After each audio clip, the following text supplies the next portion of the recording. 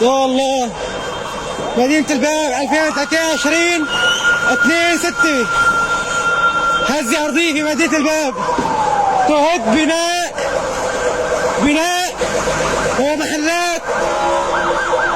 يا رب يا الله يا الله يا رب.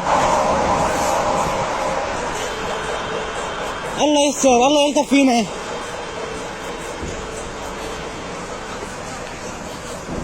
يا رب.